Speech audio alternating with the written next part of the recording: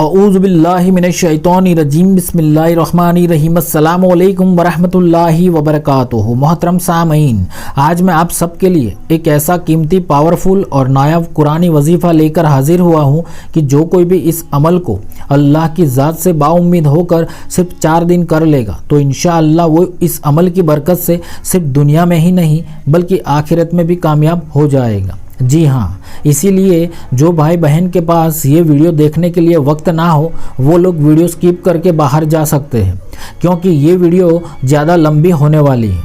क्योंकि इसका तरीका ही कुछ इस तरह है कि तरीका समझने में वक्त लगेगा लेकिन अमल करने में सिर्फ 5 से 10 मिनट ही लगते हैं। इसीलिए आप लोगों को पहले इसका तरीका अच्छी तरह समझना है, वरना आप लोग बार बार सवाल करोगे कि मुझे ये बात समझ में नहीं आई। आप जल्दी से रिप्लाई करें। तो मेरे पास इतना वक्त नहीं होता कि मैं हर किसी की कमेंट का रिप्लाई कर सकूं। तो ये अमल करने में सिर्फ और सिर्फ 5 से 10 मिनट का ही वक्त लगता है, लेकिन पहले आपको ये अमल का तरीका अच्छी तरह समझना होगा। ये बहुत ही ज़रूरी है। अगर आप ये वीडियो स्किप करते हुए देखोगे तो कुछ भी समझ में नहीं आएगा, क्योंकि इस वीडियो में मैंने इसका मुकम्मल तरीका पेश कर दिया है। और ये वजीफ़ा बहुत ही ख़ास और कीमती वजीफ़ा है दुनिया और आखिरत की कामयाबी के लिए। इंशाअल्लाह ये वजीफ़ा फ़कीर को भी बादशाह बनाने की तासीर रखता है।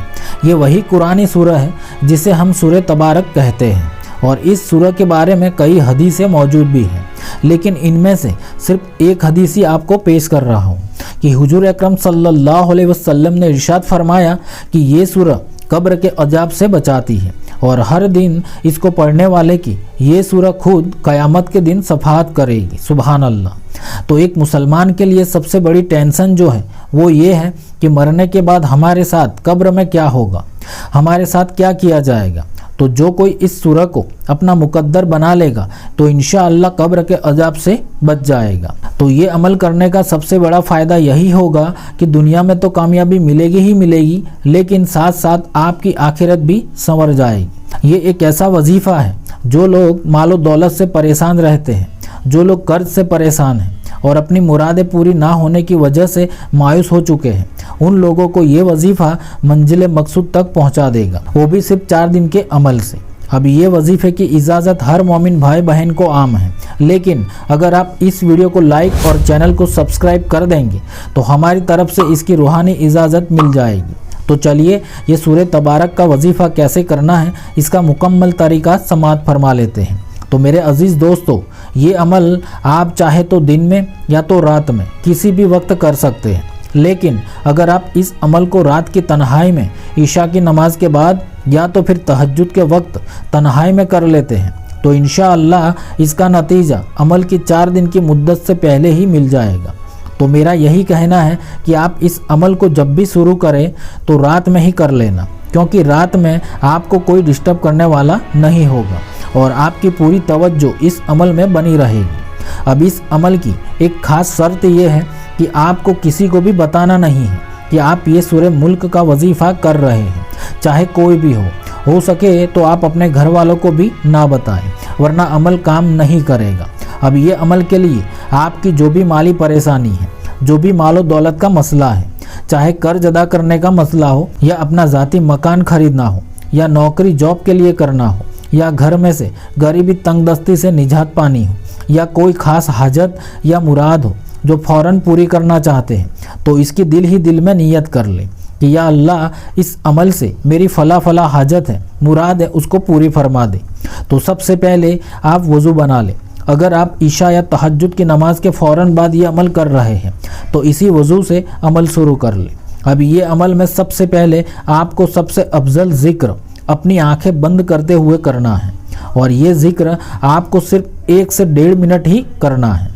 अब ये अफजल ज़िक्र कौन सा है, तो वो है बिस्मिल्लाहिर्रहमानिर्रहीम, ला इलाहा इल्लल्लाह, ला इलाहा इल्लल्लाह, ला इलाहा इल्लल्लाह। तो इस तरह अपनी आंखें बंद करते हुए सिर्फ 1 से 1.5 मिनट तक पढ़ लें। आप अंदाजे से भी अपने हिसाब से पढ़ सकते हैं, अगर ज़्यादा देर पढ़ भी लिया जाए तो भी कोई हर्ज नहीं। और फिर जैसे ही आप ये अफजल ज़िक्र ख़त्म करते हैं तो फिर सबसे आखिर में सिर्फ एक मरतबा ला इलाहा इल्लल्लाह मुहम्मदुर रसूलुल्लाह सल्लल्लाहु अलैहि वसल्लम पढ़ ले। अब उसके बाद 3 मरतबा ताऊज और तस्मिया पढ़ ले, यानी आपको 3 मरतबा औज़ु बिल्लाहि मिनश शैतानिर रजीम बिस्मिल्लाहिर रहमानिर रहीम, औज़ु बिल्लाहि मिनश शैतानिर रजीम बिस्मिल्लाहिर रहमानिर रहीम, औज़ु बिल्लाहि मिनश शैतानिर रजीम बिस्मिल्लाहिर रहमानिर रहीम, इस तरह 3 मरतबा पढ़ लो। उसके बाद आपको 7 मरतबा नमाज वाला दरूद इब्राहिमी पढ़ लेना है। अगर ये दरूद पाक किसी को ज़ुबानी याद ना हो तो किसी भी किताब में देखकर या पंसूरा में देखकर पढ़ ले, और अगर किसी को कोई और छोटा सा दरूद पाक भी पढ़ना हो तो भी पढ़ सकते हैं, लेकिन कोशिश करें कि दरूद इब्राहिमी ही पढ़ा जाए।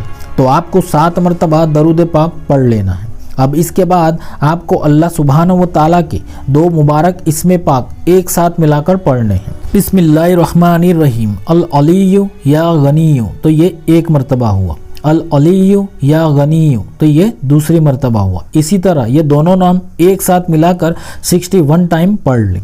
उसके बाद आपको सूरह मुल्क किसी भी पंसूरा में देखकर या तो कुरान पाक में देखकर पढ़ना शुरू करना है। अब ये अमल आपको 4 दिन लगातार करना है, और सूरह मुल्क में कुल मिलाकर 30 आयतें हैं, लेकिन ये सारी आयतें छोटी छोटी आयतें हैं, और एक बार पूरी सूरह मुल्क पढ़ने में सिर्फ 2 से 3 मिनट ही लगते हैं। लेकिन इस अमल में आपको पहले दिन सूरह मुल्क की पहली 7 आयतें ही पढ़नी है, पूरी सूरह मुल्क नहीं पढ़नी है, ये याद रखें।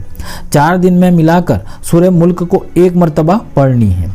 तो पहले दिन आयत नंबर 1 से लेकर आयत नंबर 7 तक पढ़नी है। तो जैसे ही आप पहली 7 आयतें पढ़ लेते हैं तो फिर से अफजल जिक्र ला इलाहा इल्लल्लाह ला इलाहा इल्लल्लाह 20 मरतबा पढ़े, और फिर आखिर में 1 मरतबा ला इलाहा इल्लल्लाह मुहम्मदुर रसूलुल्लाह सल्लल्लाहु अलैहि वसल्लम पढ़ ले, यानी कुल मिलाकर 21 मरतबा पढ़ ले।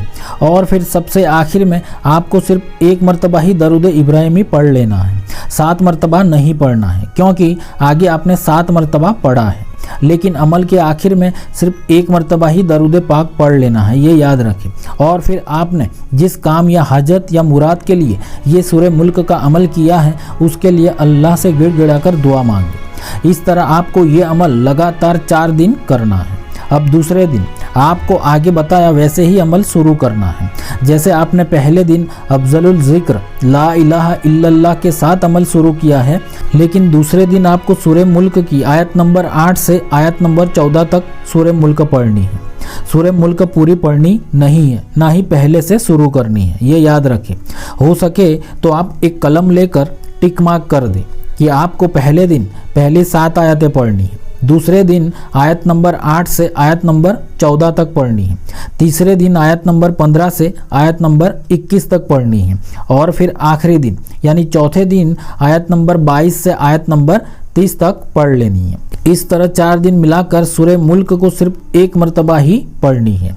तो एक बार फिर से सुन लेना कि आपको हर दिन अमल वैसे ही शुरू करना है जैसे आपने पहले दिन अमल शुरू किया है, लेकिन जब आप सूरह मुल्क को पढ़ेंगे तो पहले दिन आयत नंबर 1 से आयत नंबर 7 तक पढ़े, दूसरे दिन आयत नंबर 8 से लेकर आयत नंबर 14 तक पढ़े, और तीसरे दिन आयत नंबर 15 से आयत नंबर 21 तक पढ़े, और चौथे दिन आयत नंबर 22 से आयत नंबर 30 तक पढ़ ले।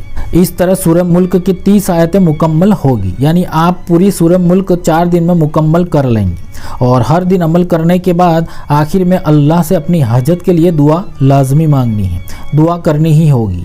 तो ये पूरा अमल करने में सिर्फ 5 से 10 मिनट ही लगते हैं, लेकिन इस अमल को समझने में वक्त ज़रूर लगता है। इसीलिए इस वीडियो को पहले अच्छी तरह देख ले, और अगर पहली बार में समझ में ना आए तो फिर से देख लेना। मैंने सारी बातें इस वीडियो में क्लियर कर दी है ताकि आपको सवाल ही करना ना पड़े, क्योंकि मेरे पास इतना वक्त नहीं होता कि हर किसी की कमेंट का रिप्लाई कर सकूं, और हर चीज़ का एक तरीक़ेकार और कानून होता है। वैसे ही हर अमल और वजीफ़े का एक तरीका होता है। अगर एक चीज़ भी बाकी रह जाएगी तो वजीफ़ा काम नहीं करेगा। इसीलिए हो सके तो इस वीडियो को दोबारा देख लेना। जब तक अमल का तरीका समझ में ना आए अमल शुरू नहीं करना चाहिए। तो मेरे तमाम व्यूवर्स से गुजारिश करता हूँ कि आप इस अमल को ज़रूर कर लें। इंशाअल्लाह ये फ़कीर को बादशाह बना देगा। आपकी तकदीर बदलने वाला वजीफ़ा है। इस अमल को आप पूरे साल में किसी भी महीने में या किसी भी दिन से शुरू कर सकते हैं, लेकिन हो सके तो माह शाबान या तो माह रमज़ान में करने की कोशिश ज़रूर करना, ताकि 70 गुना ज़्यादा फ़ायदा हासिल होगा और अल्लाह इस अमल की बरकत से आपकी तमाम माली परेशानी से निजात अता करेगा। आपके घर में रिज़्क की कभी कमी नहीं होगी इस अमल से, और हाजतें भी पूरी होगी इंशाअल्लाह। तो अल्लाह सुब्हानहू व तआला हम सबको दोनों जहानों की कामयाबी अता फरमाए। आमीन। अल्लाह हाफिज़।